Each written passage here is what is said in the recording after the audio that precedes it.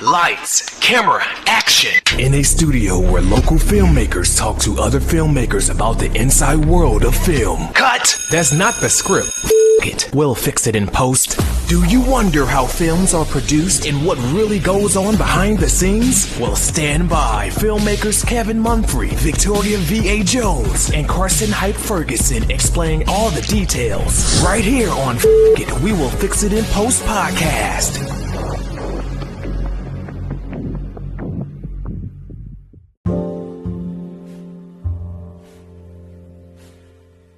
Good morning, good afternoon, and good evening. Whenever you're listening, I thank you for doing so. I am once again Kevin Mumphrey, and this is Fix It in Post. I have my colleagues once again, Karsten Hyde Ferguson. Yeah. And Victoria V.A. Jones. What's going on? Today, we're talking about the documentary film Abandoned, and we have Nick Gray, the producer, director, and Crystal C. Romero. Now, would you like to say your participation in this film as well? Oh, I'm the director of marketing. Oh, right. Now, you both have had time in military. So, Nick, I'll start off with you. Talk about your time in the military. Yeah, well, first of all, thank you for being with me here today. Appreciate it. So, my experience in the military was roughly 4 years in the United States Army. I got out as a non-commissioned officer, did a couple of tours overseas. The major one was in Baghdad, Iraq between 06 to 07, so basically during the surge. And predominantly what we did was night ops, recon, pretty much anything that was under the sun at the time that was the needs of the military. It's probably the best way to put it. But primarily my job was to not be seen by the enemy. So if I was seen by the enemy, if I engaged in the enemy, I wasn't doing my job right. All right. Now, Crystal, talk about your time in the military. I served for 16 years, 3 months. I was medically retired in 2014 as a master sergeant, and I worked in various different positions. I held 4 military occupational specialties. I started in logistics, and then from logistics, I went to public affairs, where I was a photojournalist for a couple years, and then from there, I went on into operations, and I worked in weapons of mass destruction, primarily Homeland Security. And my last 4 years in, I was a senior human resources sergeant, and I also managed the substance abuse program and drug testing program. Wait, did you mention what branch? The Army. Okay. Just make sure. So, and Carson, you Air Force, right? Yeah, I was in Air Force. So you have a lot of military in the room. Thank you for your service. Yeah, thank you. Like you did. Thank all y'all for y'all service. I did nothing. So, feel like a loser right now. So thank you all. Oh my God. I think I've touched a gun maybe 4 times in my lifetime, but I wanted you all to bring it up just so you can the audience can have an understanding of the experience that you all have within military. So, what was the genesis of the film Abandoned? Yeah, so roughly 2 years ago, I was asked to become the CEO of an organization called USJAG. And what USJAG does is that they conduct forensic investigations inside the Department of Defense to ensure that both policy and procedure are being followed when injured active duty service members are going through a medical board proceeding. So they come back from war, they're injured, and the attempt is that they should be medically discharged, medically retired. But the issue is that a lot of these men and women who should be medically retired is the exact opposite is happening to them, and they're being less than honorably discharged or other than honorably discharged. And what that means is that they're injured, and if they are given a less than honorable discharge, then they're stripped of all of their benefits, their honor, and their dignity. So they effectively become no longer the Department of Defense's problem, and now become their community's problem. And they eat up scarce resources. So what we do is that we intercede prior to that discharge becoming official, and we conduct forensic investigations to make sure both policy and procedure are being followed, and we interview doctors, commanders, family members, soldiers, all across the board. And then what we'll do is we'll put together a summary, or in some cases a rebuttal, that is submitted to the Department of Defense. In some cases, actually is elevated to the Secretary of Defense in some cases. So the impact that we've had over the last 15 years with the organization's been around is we've worked with Congress to pass certain pieces of legislation. Overall, we've had an influential impact on over 50,000 service members, not to include their families. We've directly interceded on nearly 400 cases and successfully won those battles. And that has resulted in over $500 million in lifetime benefits being secured for these service members and their families. So, with that being said, when I took over the organization 2 years ago,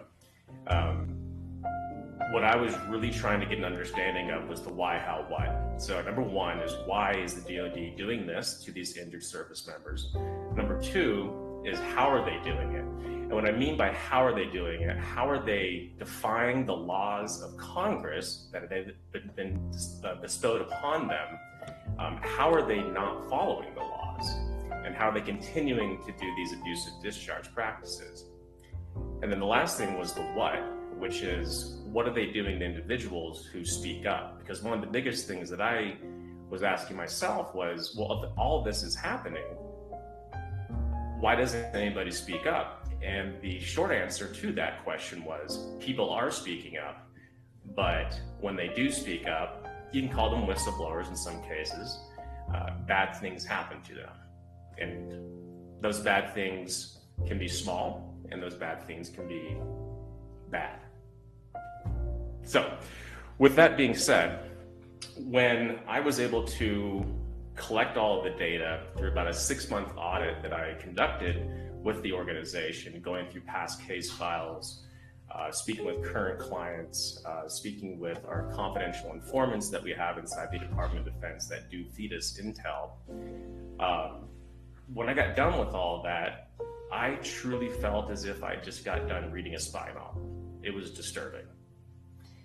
And one of the things that the confidential informants told me is that the only way for this to stop from happening is for third-party oversight to be established over the entire discharge process in the Department of Defense. Now, the only way for that to happen is going to be through congressional action.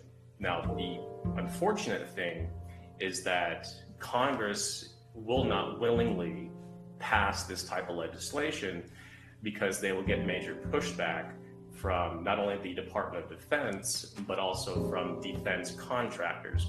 And the reason as to why defense contractors are so important in this equation is because if you look at the makeup of the Armed Services Committee of both the House and the Senate, their primary donors, lo and behold, are defense contractors. All right. So the question then becomes, how do we get Congress to do something that they don't want to do, even though it's the right thing? And that's going to be through public pressure.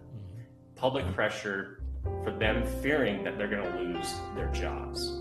Now, the only way for public pressure to happen is going to be through public awareness. All right. So at that point in time, we had a lot of options to consider about how do we inform the American people. And there's a lot of different ways to go about that. And so we started out just toying around with an idea of doing a 5-minute explainer video, and then quickly realized that that just wasn't going to be good enough, because really at that point, what you're doing is you're just telling people about, in this case, US JAG and what we do. But the reality is that you can't tell people things anymore. You have to show them. And the best way for us to be able to show people as to what is happening is going to be through testimonials of our past clients, testimonials of the confidential informants that we work with inside of the Department of Defense, testimonials from journalists that have followed us over the past 15 years. And so that's really how it all started. And so it morphed from a little 5-minute video to something that was going to be a little bit bigger, maybe 15 minutes, going to bring in some more past clients. And we just kept starting writing scripts, and it kept, getting different variations of the script. And a lot of the reasons to why the script kept changing is because of events that were taking place, not only with cases that we were receiving, but also other events that took place on a global scale. And the biggest one is obviously the most recent, about a year ago, was the disastrous withdrawal from Afghanistan. And there's a lot of, how do you classify it? There's a lot of opinions as to why it was conducted in that manner. But the reality is that it was a disaster. If anybody's to sit there and tell you that it was a successful mission, doesn't know what they're talking about, because it was bad. So when that happened, that really started to get the script in line with what we needed to do. And then the last thing that took place that solidified the script itself was when Russia and Ukraine kicked off, and then all of a sudden the United States, less than 6 months from getting out of the longest war in the history of this country, once again finds itself entangled in a proxy war. And that is really the culmination of how we got from a 5-minute little video to a full-length documentary. Because the reality is that there's just so much information that needs to be told, because it's a very complicated topic and a very complicated problem to explain, and it cannot be done in 5 minutes. Okay. So now, Crystal, how did you get yourself involved in this project?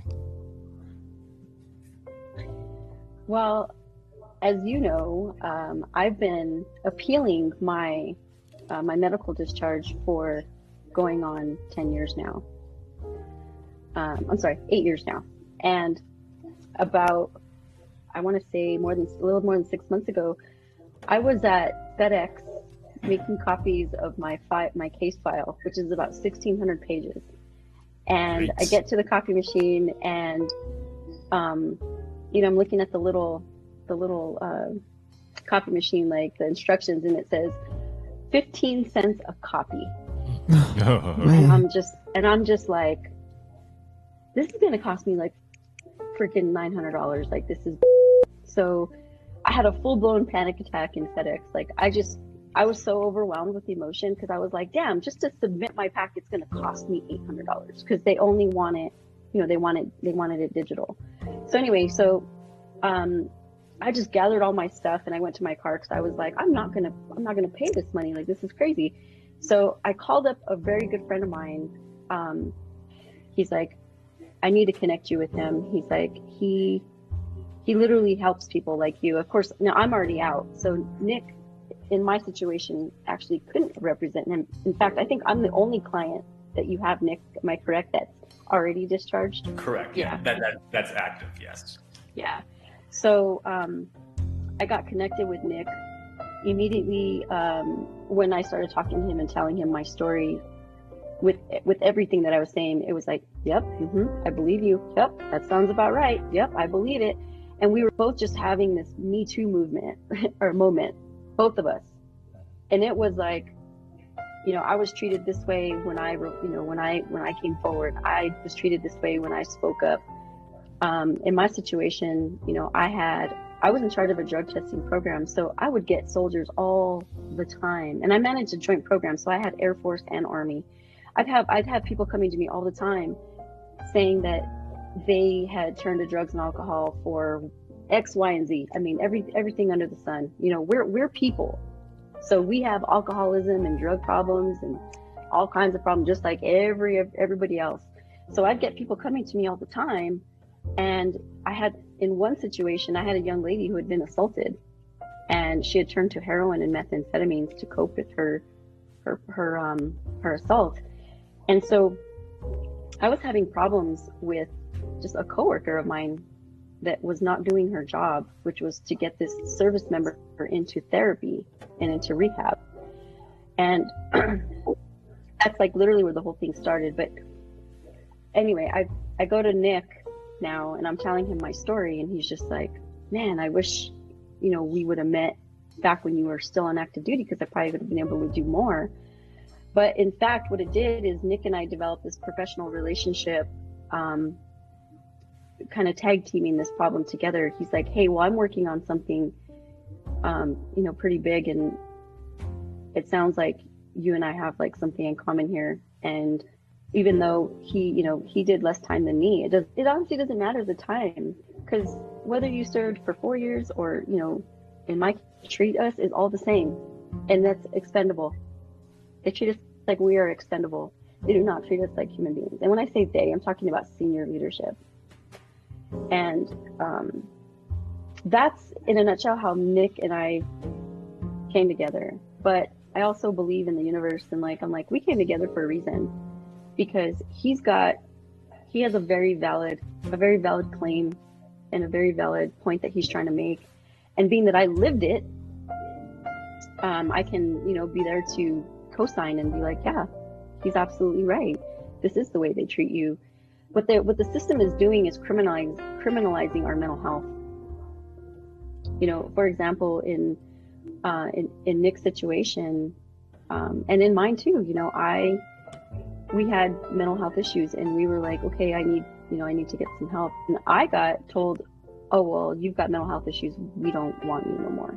And I'm like, I have mental health issues because of you. It's like, it's our reactions to their disrespect is what's getting us, a target put on our back, and then we get discharged, and then we lose all our benefits. And in my case, I lost my retirement. So for me, to give 16, it's a pretty steep fall from 16 plus years of military grace to just walk away with nothing. And all because, I made somebody's daughter cry. I mean, it's sad. Mm. There's no protections for us. And what Nick is doing is he's bringing in a serious light to an injustice. All right. Now, sorry. Nick, when you kind of decided to make this more long form, did you, now, was it because you had so many people that were willing to do testimonials, or did you have to go out and find more people?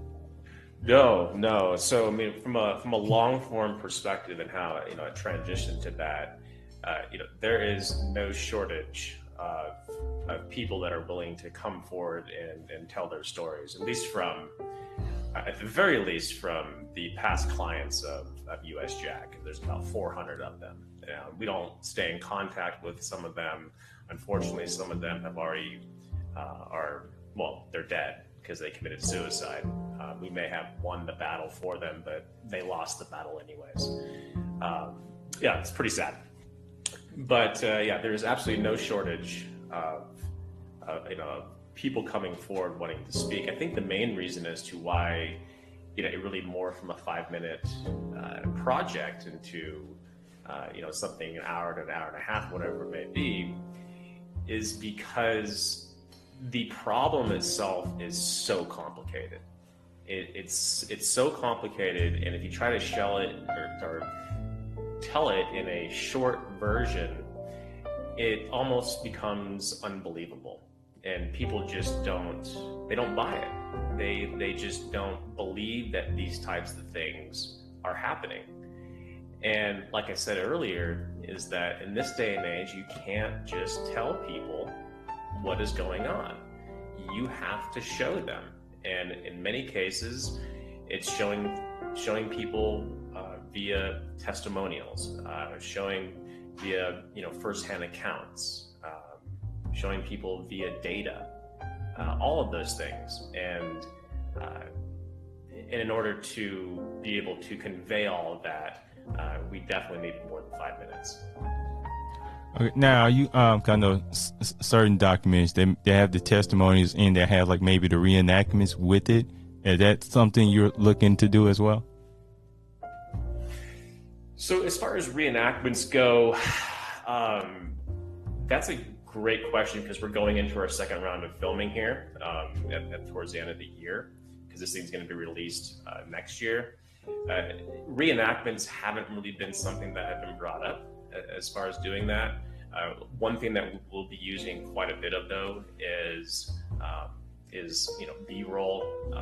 There's also footage from a lot of our past clients when they were actually serving overseas, whether it's Afghanistan, Iraq, the Horn of Africa, things of that nature.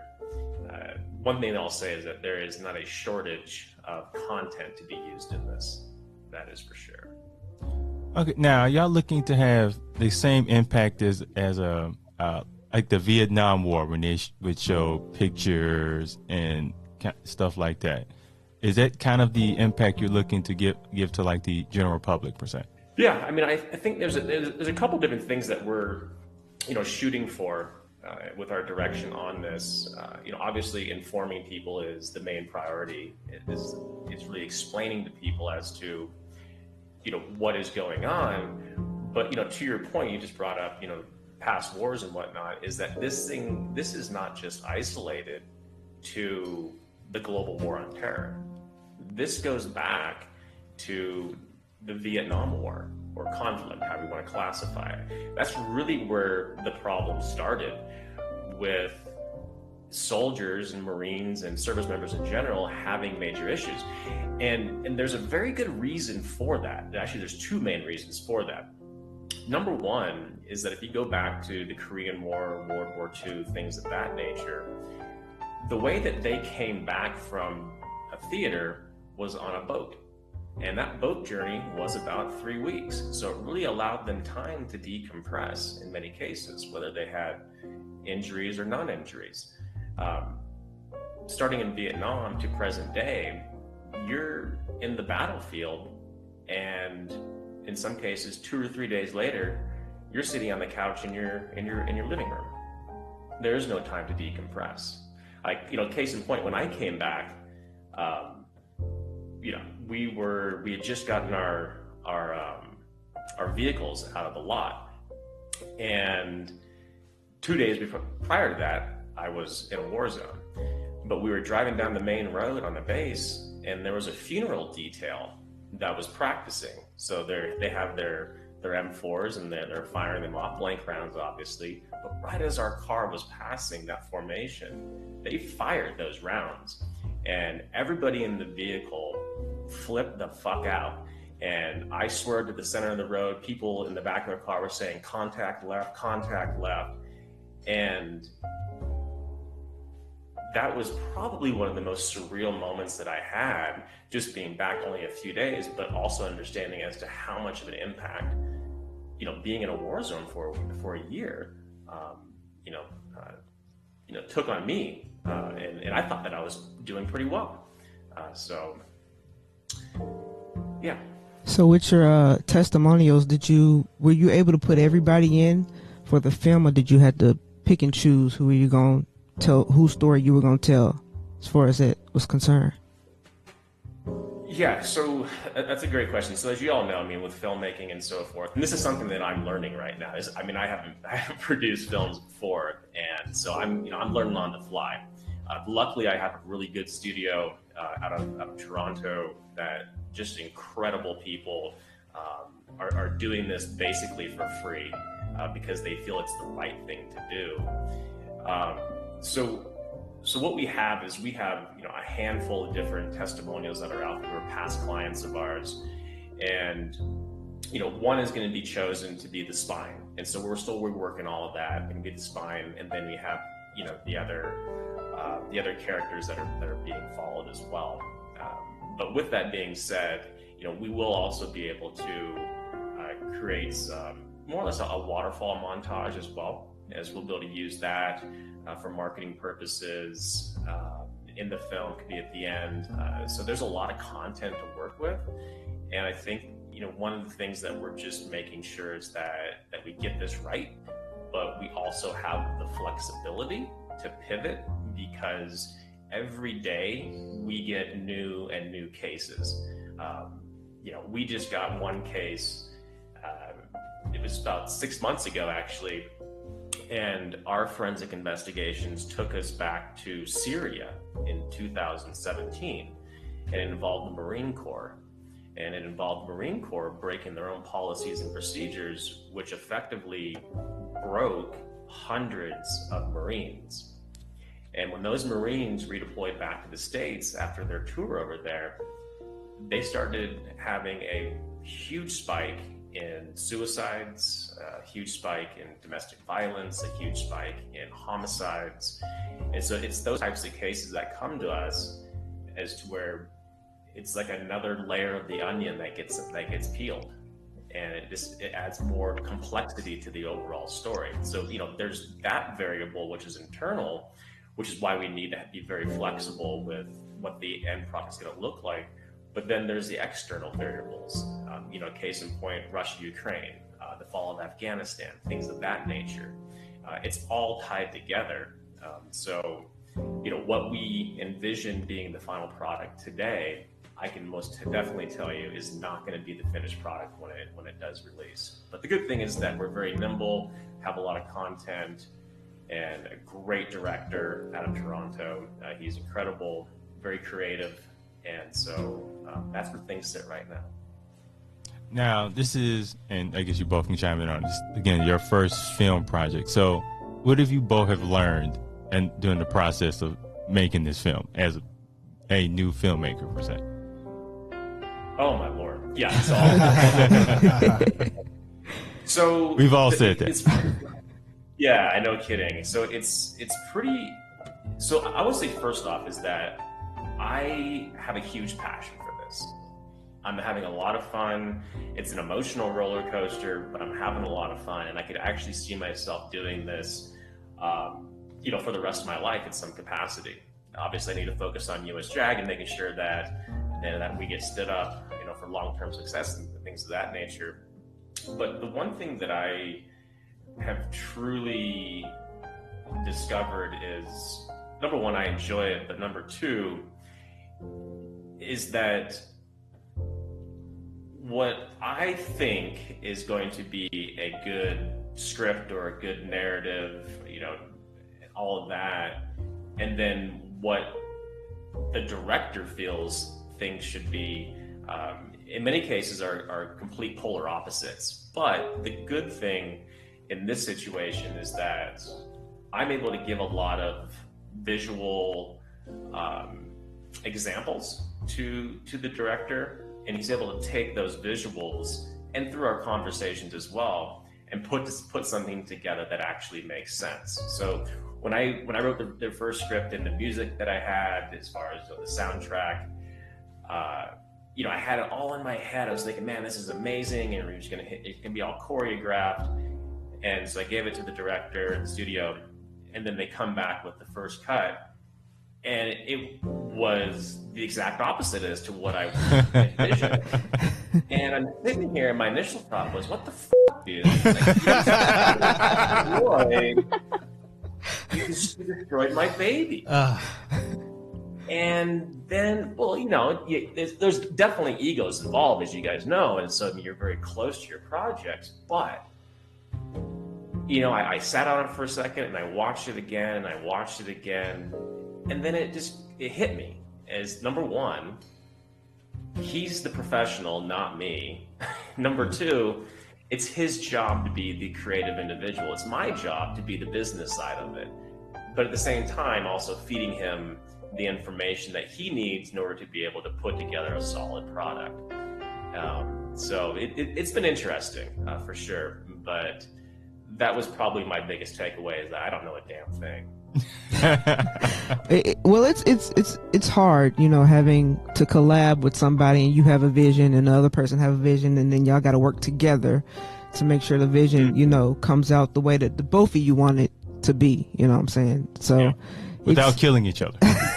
It's not easy. It's not easy. And even along our journeys, like working with other filmmakers, if you're not on the same page, obviously because you have your own background and understanding of things, to be able to articulate what you need to the other person in a way where they receive it, right, and actually comes out, somewhat legible to what you were thinking is it's kind of special, honestly. It really is.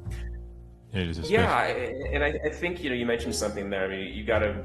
I think it all comes to communication, and you've got to be able to find a way to communicate in a manner as to where somebody understands it. And I think that goes back to leadership, though. In general, is you got to to be a good leader, you have to be able to communicate on an individual level. Yes, Right. But that was for me, and that's one thing that I discovered as to my relationship with the director was how he best receives feedback and how I best convey what I'm thinking is not in written form, but is in visual form.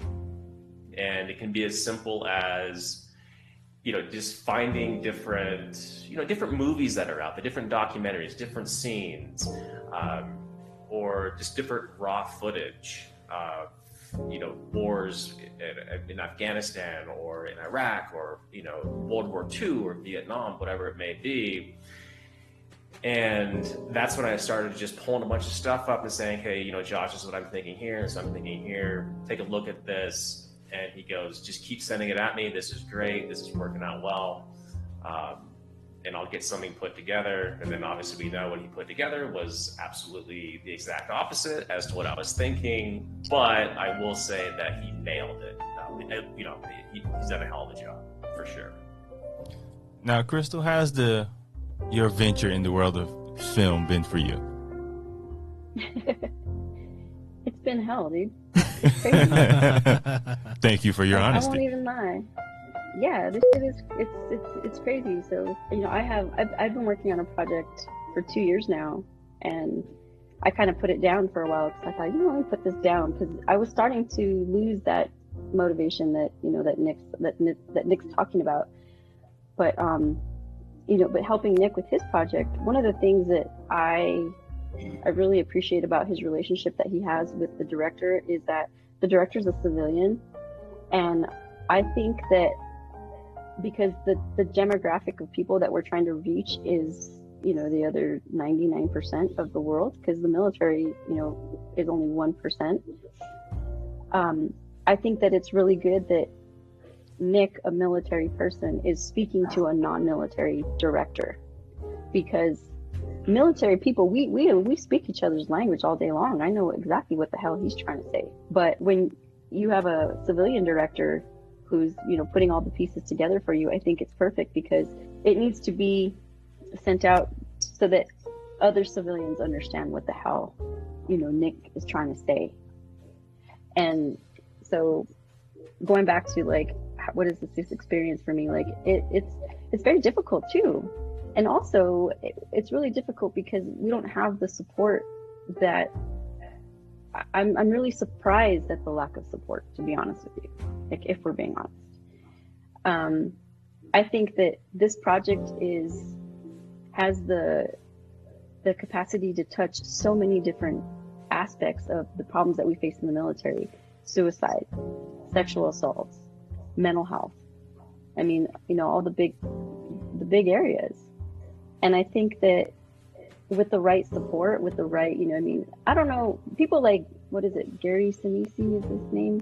All these big name people that have really deep pockets that want to do so much for the military. And it's kind of like, if you want to do something for us, help us communicate this problem, this huge problem, so that we can get a better support system from the other 98 or 99% of the population.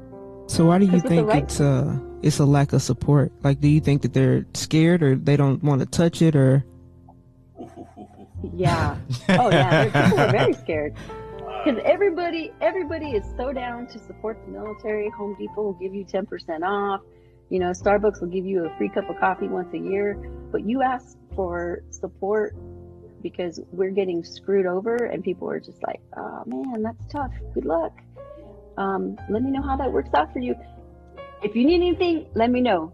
And then I reach out and I'm like, hey man, I need you. And they're just like, oh man, I don't really know, but I know somebody else, and then you just get kind of pawned off on all these other people. So right now what we're doing is just going down the line, because eventually we're going to talk to the right people who are going to be like, oh, we ain't scared of the military.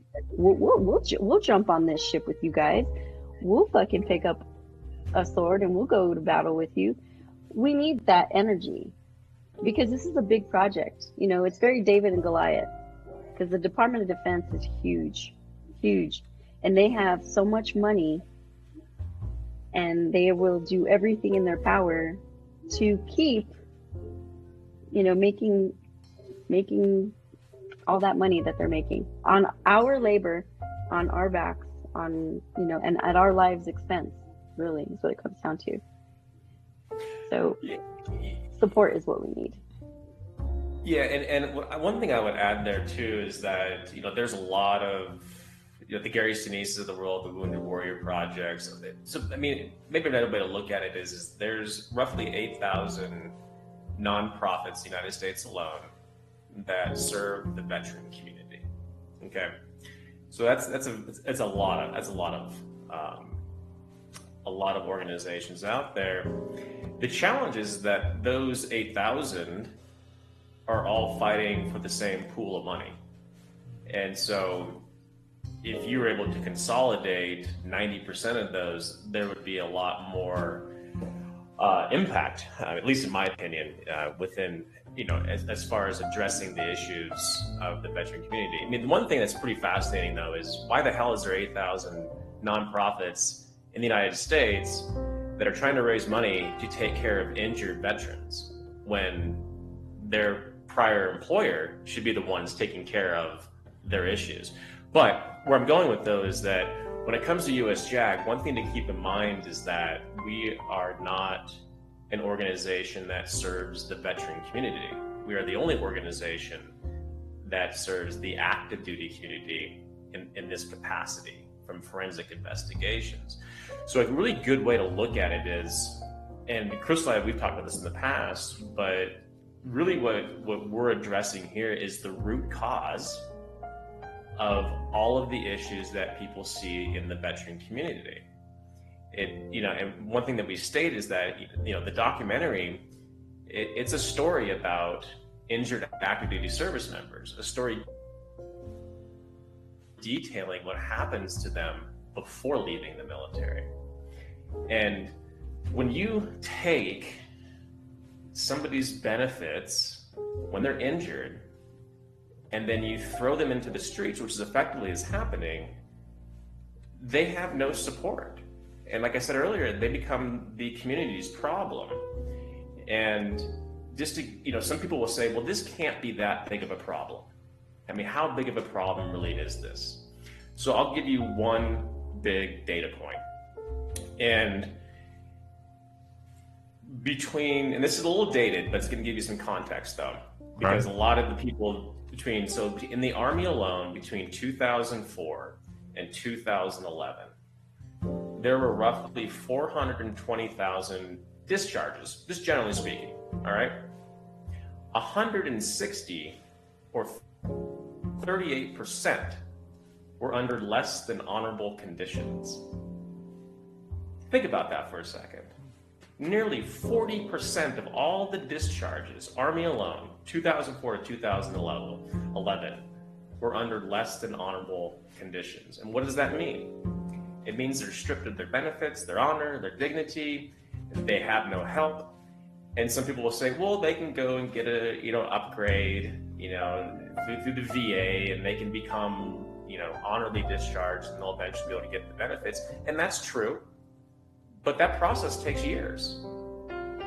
And the first 2 years are the most critical for any military person after they exit, to make sure that they find purpose again, which is the reason as to why suicides happen within the first 2 years of getting out. Ooh. I know, deep subject. I can see everybody's face. You're like, holy hell. Well, I know personally, I've heard like, I used to hear stats, but I didn't like lock on to a particular number, but a number of our homeless people that are actually on the street across America happen to be veterans. So I was like, 20%. Yeah, I was like, man, that's alarming. And then like with the number exploding, you would think, okay, you got to make a dent somewhere, right? Yeah. You think that the veteran community maybe would be the easiest thing to kind of, latch onto with all the different organizations and all the different people. Yeah, and one of the the challenging things, and this is not just specific to veterans, it's pretty relevant within the homeless population in general. And there's a lot of mental health issues. And that leads, so basically, you can't help somebody if they're not willing to be helped. True. And when somebody has major mental health issues, they're not thinking clearly. They're not having conversations like we are today. They're probably having conversations with some fictitious person sitting next to them. And that's a big problem. And so you want to help people, but you can only help somebody if they're willing to be helped. And that first starts out with them helping themselves. Now, Crystal, I'm going to go back to you for a second. Since you're doing marketing for this film, how do you market a film about a subject matter that I guess most of the civilian world may not even think about, let alone know about? Very soft. You have to have a soft delivery because it's such a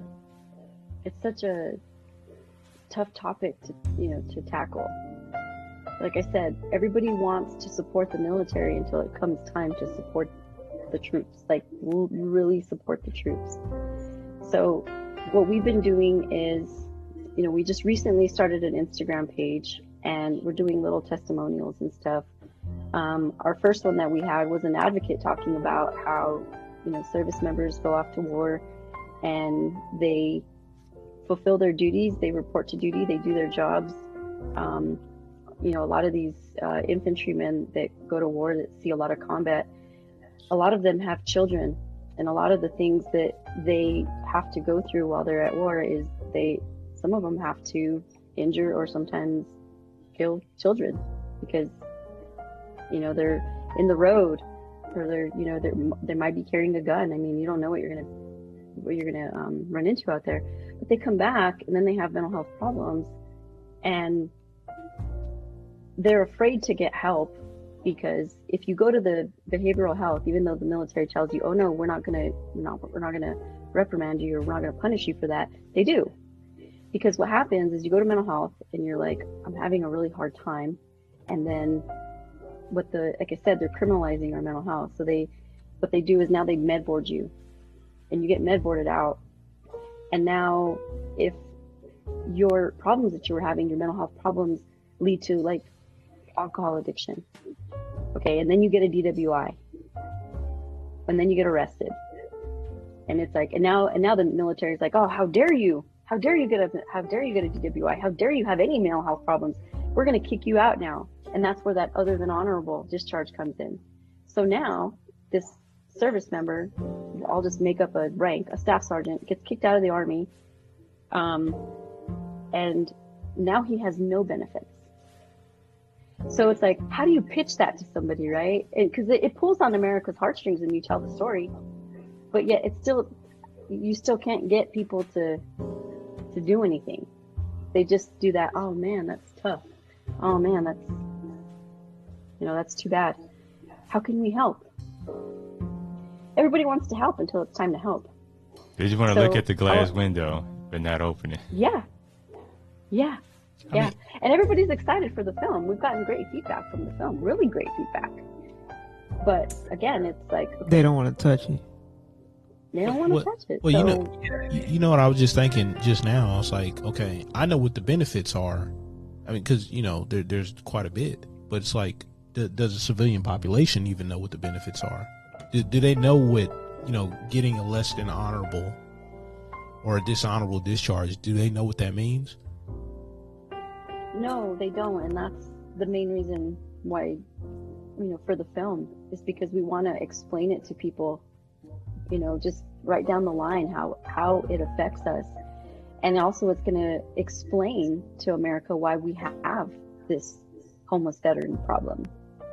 I'm going to give you a really, really quick example of an abandoned veteran a female combat veteran was, she was, right before she was getting ready to deploy to Afghanistan, she was in Germany, because they go to, a lot of times, the Army will send people to Germany for like, just, it's like your pre-mobilization, and it's like a staging ground. Well, she was sexually assaulted in Germany right before going into Afghanistan. So she wasn't given any mental health treatment or anything. She did file a report. She filed a report for everything. So she goes to war, and she is she's part of the mortuary affairs detail. So it's her job to receive the bodies of dead service members. Ooh. So she does that for her whole deployment. Okay. So she saw a lot of death, a lot of death. Okay. On top of her already trauma from being assaulted in Germany. So when she comes home, she starts having a lot of mental health problems. She starts drinking very heavily. She got in trouble, and they discharged her, other than honorable discharge. Okay. She now loses her benefits, so now she can't get any help. She has no job. You can't get unemployment benefits when you're collecting VA. Okay. So now what this does is this puts the veteran in a really shitty situation, because like now it's like, well, now what do I do? It's a death sentence is what it is. So she got in trouble. She got arrested. She served her time. Okay. It was like a drug charge. Served her time. And when she got out, she was deported to Costa Rica, because she was actually serving in the armed forces on a green card. So, I mean, imagine the betrayal that person feels, that female feels, right? Wow. I went and I served for a country that like really I didn't even really necessarily belong to. Served, deploys, and gets out, has problems, and is just kicked to the curb. She's still deployed. I mean, not deployed, deported. She's been in Costa Rica for 9 years, away from her kids. That's crazy. And yeah, so like, talk about being abandoned, right? Like, wow, I went and served my country for you. You guys didn't offer her any of the mental health support that she needed after being assaulted. They just threw her right into a war. Just threw her right into war. And the trauma, and there's a lot of research now going around about like just the trauma. I mean, that takes like 7 to 10 years to get over that type of trauma. And a lot of the service members are dealing with that. A lot of our Afghanistan and Iraq GWAT vets from the 2007, 2009 period, all that whole time frame, they're having a lot of problems right now. They're struggling because they're feeling like, wow, like Nick was talking about the withdrawal from Afghanistan. They're feeling like, wow, was that all for nothing? I mean, they lost friends, they lost limbs, they lost themselves. So do you feel like will be considered a success of this film would be kind of reshaping the general population's view of the military? Yes, because I think what it'll put more pressure on the leadership to start, I guess, maybe being a little bit better in their decision-making process, because now they know the whole world is watching. I think that the military has been unsupervised for so long because everybody just assumes that, oh, it's the military, they've got their together. When in fact, no, we don't. Not at all. Okay, Nick, would you want to expand on that as well?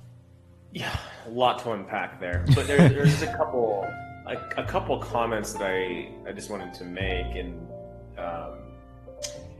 Crystal mentioned that female that was deported to Puerto Rico, I do believe you said. And Costa Rica. Yeah. Costa Rica, okay. And, that's not an uncommon thing, because we just worked a case when I was referencing actually Syria, and one of our client in that, he was from the Dominican Republic, and they, other than honorably discharged him, And not only did they do that, but they also put his paperwork in to be deported back to the Dominican Republic with a wife, a 4-year-old son, and the wife happens to be in her 3rd trimester at the time. So it's not an uncommon thing to have happen. Now, with that being said, I think one point that should be made up, and Crystal spoke about this a second ago, about how it's unchecked power, more or less. So a good example would be, there was legislation that we worked with Congress to get passed through the National Defense Authorization Act a number of years ago. And it effectively said that if a service member's behavioral issues or infractions were a direct result of their injuries, then they cannot be used against them in an administrative or judicial proceeding. All right. So there are protections out there for these service members, because the chain of events is a soldier goes to war, they come home damaged. The typical solution is to put them on medications. Medications have adverse side effects. Adverse side effects result in behavioral issues. Behavioral issues result in minor infractions. Then they use those minor infractions to take a service member out of the med board process, put them into a chapter process, and that can take about 2 weeks. And then they're other than all be discharged, as opposed to a medical board proceeding, which can take up to a year in some cases. So that's a clear example as to why there needs to be third-party oversight. And all we're asking is just follow the damn policies and procedures. Do what's right. But the reality is that they're not following the policy procedures because nobody's making them. But more importantly, and sadly, they know the ramifications of them doing this to these injured service members. They know the fallout, and the reality is that they don't care. They simply don't care. And a part of it is a cultural problem. So a good example, we're going to go all the way back to 1963, all right? But it's a good example, and it's President Kennedy. Now, President Kennedy, the day that he got assassinated, the Secret Service was saying, we need to put the bubble on the car, we need to put the bubble on the car. JFK said, no, I want to be more friendly, and act like people could see me and things of that nature. Well, at that point in time, the culture in the Secret Service was that the president gets the final call. And then he got shot and he died. After that, the culture in the Secret Service changed as to where they take precedent. The president can't override them in most situations, that being one. And the same thing is happening within the military as to where it goes back to leadership. This is the way that today's leaders were trained by yesterday's leaders. And this is how tomorrow's leaders are being trained by today's leader. So it's a cultural issue. And Crystal and I, we've talked about that quite a bit as to what's happening there. So this is something that's not going to change overnight. That's for sure. But we're taking that first step and making sure that some action does take place, though. Now, and really, what it is too. Sorry, Kevin. No, go ahead. Interrupt you. But it is too is we're showing people how the Department of Defense is breaking their own rules. They're breaking their own rules. They're violating their own policies. They're allowing their field grade officers, general officers, to break the law. There's no accountability at the top. And this is just really what the movie comes down to, is just showing them how they're breaking their own rules. Yeah, and I would also add too, it's not just commanders. And so we go back to the why, how, why. Well, the primary reason as to why they're doing it is because of money. It's money, or it's to silence or discredit somebody. Okay? So take the Syria case. All right, that gentleman, he saw a lot of things over there that the Marines did wrong, He had a lot of information. So did the other guys. But not only did they go the extra length to not dishonor him, but other than honorably discharge him out of the military, they went as far as deporting the guy, or attempting to deport him.